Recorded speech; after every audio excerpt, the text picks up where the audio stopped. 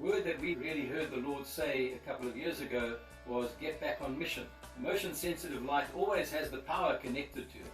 But it is only when someone walks into its vicinity that the light actually manifests.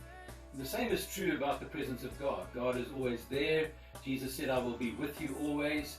But it is when we go in obedience to mission that He manifests His presence in salvation and deliverance and healing in dramatic ways. We felt the Lord challenge us through John 21 verse 11, the story of the miraculous catch of 153 fish. We called it Challenge 153. We called every one of our churches to pray into the question of reaching 153 people that you hadn't touched yet. We've seen many miracles that we can confirm by doctors, where people were instantly healed from TB, arthritis, and even lameness.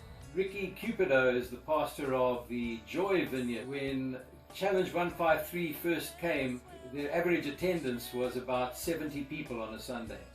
He started up putting out 153 chairs in their meeting place. We actually pray for people on the streets, seeing the life-transforming power of the gospel, changing lives and changing people who are addicted to drugs, addicted to alcohol, and we've seen some amazing conversions happening on the street. The result has been astounding in that on any given Sunday we have from 10 to 15 unchurched people in our celebration services on Sunday.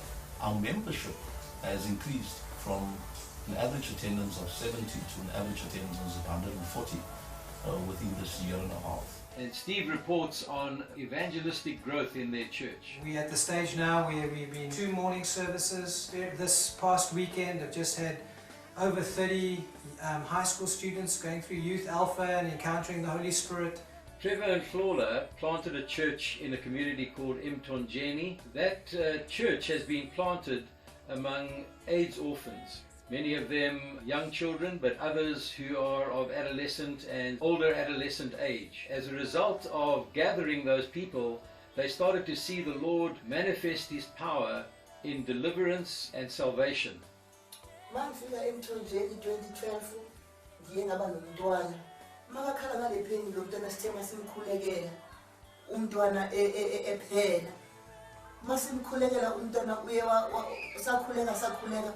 Another amazing event is something called Urban Ignition, where a couple of hundred young people are gathered in the city of Durban, in the Morningside Vineyard, where they come together for the worship of God, for empowering and equipping, and going out to do mercy ministry, particularly among young people, children in various communities around Durban.